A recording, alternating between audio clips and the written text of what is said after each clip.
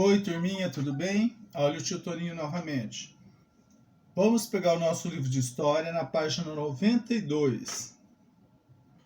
Unidade 7. A volta da democracia. A população passou a pressionar o governo em uma campanha pelas eleições diretas, as chamadas diretas já. Tio Toninho já comentou na última aula, né? Que eu era criança, acordava pela manhãzinha, os números estavam todos pichados, escrito direta já.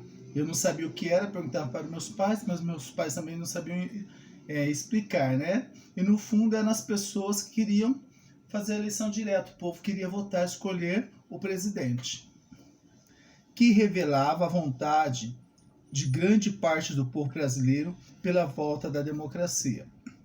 No entanto, esse desejo não foi atendido e as eleições presidenciais de 1985 ocorreram de maneira indireta, ou seja, o povo não participou dessa eleição.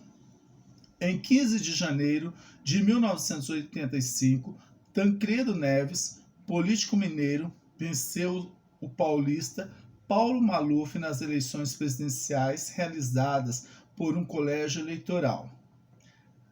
Assim, mesmo que indireta, a eleição de um presidente civil, depois de mais de 20 anos de regime militar, marcou o fim da ditadura militar no Brasil.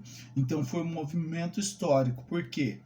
Nessa eleição de 1985, quem foi eleito? Foi um civil. O que quer dizer isso? Era um presidente que não era um militar. Então, para nós, foi muito importante. Após 20 anos de regime militar, né, vem um candidato civil, no caso aqui, Tancredo Neves. Tancredo Neves assumiria a presidência no dia 15 de março. Assumiria, porque ele não chega a assumir. No entanto, ele adoeceu gravemente antes de tomar posse e faleceu em abril de 1985. O tio Toninho lembra disso. Eu lembro que eu estava trabalhando, eu era garoto, mas eu já estava trabalhando e o Brasil ficou em luto. Então, nesse dia, nós não trabalhamos. Eu me lembro até hoje o que eu fiz. Eu peguei a bicicleta e fui andar com meus amigos, porque nós não trabalhamos nesse dia, foi um dia de luto, né? O vice-presidente José Sarney tomou posse e permaneceu no governo por 5 anos. Como foi o governo de Sarney? Então, o vice, né? Sarney assume a presidência. Vamos ver. Olha aqui, ó. Então, nós temos aqui, ó, Paulo Maluf e Tancredo Neves. Neste caso aqui, Tancredo Neves vence as eleições, ó. Mas não chega a assumir, por quê? Porque acaba falecendo. Ó, o seu vice-presidente, ó, José Sarney, assume a presidência e vai governar por 5 anos. Então vamos ver aqui os seus planos. Deixa eu colocar aqui. Ó. Apesar dos avanços na política nacional, a situação econômica do Brasil durante a década de 1980 era de crise. Em fevereiro de 1986, com o objetivo de combater a inflação, o presidente José Sarney lançou um plano econômico denominado Plano Cruzado, que paralisou os preços pelo período de 1 ano e substituía a antiga moeda, o cruzeiro, pelo cruzado. Olha aqui então, nesse plano aqui, ó, o dinheiro mudou. O que aconteceu? Ele recebia um carimbo, porque não dava tempo de fazer novas cédulas, né? Então, o dinheiro recebia um carimbo e passou a ser chamado cruzado.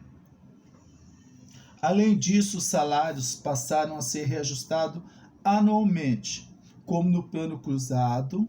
Com o plano cruzado também foi criado o seguro-desemprego, que garantia uma fonte de renda por tempo determinado aos trabalhadores emitido pelas empresas. Inicialmente, o plano foi muito bem sucedido, mas a situação mudou em pouco tempo. Com o aumento no consumo de certos produtos e as lojas ficaram sem estoque para vender, e em muitos casos os preços voltaram a subir. Assim, em janeiro de 1989, foi criado o segundo projeto de estabilização da economia, o Plano Verão. Com a nova moeda, o cruzado novo, preços e salários foram paralisados. Isso gerou resultado positivo apenas nos primeiros meses, porque a inflação retornou rapidamente.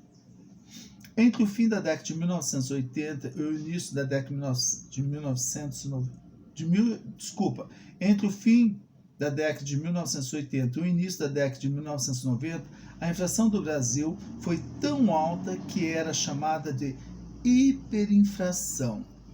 Então, pessoal, olha aqui, ele fez os planos, né? Ó, cruzado não deu certo. Depois entrou o plano verão. Olha aqui, ó. Aí começaram a surgir as greves. O que eu me lembro dessa época? Eu era criança, mas eu me lembro que a inflação era tão alta que funcionava assim. A conta, né? A conta vencia, por exemplo, dia 10. Então, quando você comprava o produto, já era calculado um juro. No dia 10 você tinha que pagar. Se você não pagasse, no dia 11 já tinha um juro. E o juro era alto. Eu me lembro que minha mãe saía correndo debaixo do sol quente para pagar as contas tudo em dia, para não pagar juro. Ah, tio Tony, e se pagar antes? Não compensava você pagar antes, porque você perdia dinheiro. Porque o seu dinheiro você estaria pagando juros, né? Se você deixasse o seu dinheiro correndo na poupança lá, você ganharia um aumento, né? Um jurinho. E se você tirasse antes da poupança para pagar a conta, você perdia. Então você tinha que. Era tudo organizado. Você tinha que pagar as contas no dia certinho. Porque pagasse depois, o juro seria maior. Então foi um tempo muito louco, assim, uma correria. Eu me lembro da minha mãe correndo na cidade pagando todas as contas. Né? Eu era criança, mas eu me lembro muito bem disso. Então vamos lá, pessoal. Ora, a hiperinflação na década de 1980 a 1990 aqui, ó. Olha quando ela começou a subir, ó. Né? Então olha a situação do brasileiro aqui, ó, morrendo, né, com essa inflação tão alta. Bom, vamos ver agora a Constituição de 1988. Então aqui nós temos a foto do Ulisses Guimarães. Em 15 de novembro de 1986, a população escolheu por voto direto governadores, senadores, deputados.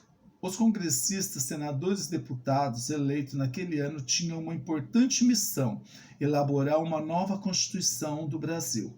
Assim, em 1º de fevereiro de 1987, foram iniciados os trabalhos da Assembleia Nacional Constituinte, composta de 559 congressistas e presidida pelo deputado Ulisses Guimarães. É esse da foto aí, tá?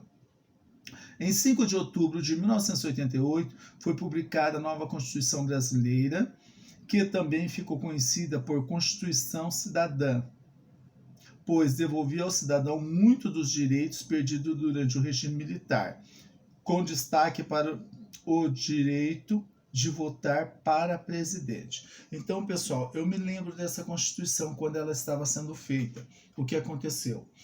Nós temos que lembrar que nós estamos saindo de um regime militar. Então, todos os direitos do cidadão eram retirados. Então, quando se foi fazer essa nova Constituição, todo mundo queria colocar direito para a população, né? Eu me lembro na época que os índios foram fazer, né, um acampamento lá pedindo direito dos indígenas e realmente foi colocado na Constituição. Então foi dado muitos direitos ao cidadão, tá? Então, por isso que a nossa Constituição hoje tem muitas brechas, né? É que muitas vezes os políticos se agarram nessas brechas aí para poder fazer o que não deve, tá? A Constituição também promoveu mudanças no território nacional. Os antigos territórios do Amapá e de Roraima passaram a ser estados. O arquipélago de Fernando de Noronha foi incorporado ao território de Pernambuco e criou-se um novo estado, Tocantins, desmembrado de Goiás. Então agora aqui, né, criou Tocantins.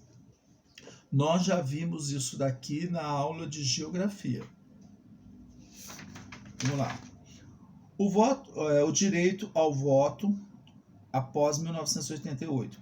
A Constituição de 1988 devolveu ao povo brasileiro o direito de escolher o presidente por voto direto e secreto. Atualmente, o voto é obrigatório para as pessoas alfabetizadas com idade entre 18 e 70 anos. Para os analfabetos, os jovens com idade entre 16 e 18 anos e as pessoas com mais de 70 anos, o voto é facultativo, ou seja, a pessoa escolhe se quer votar ou não.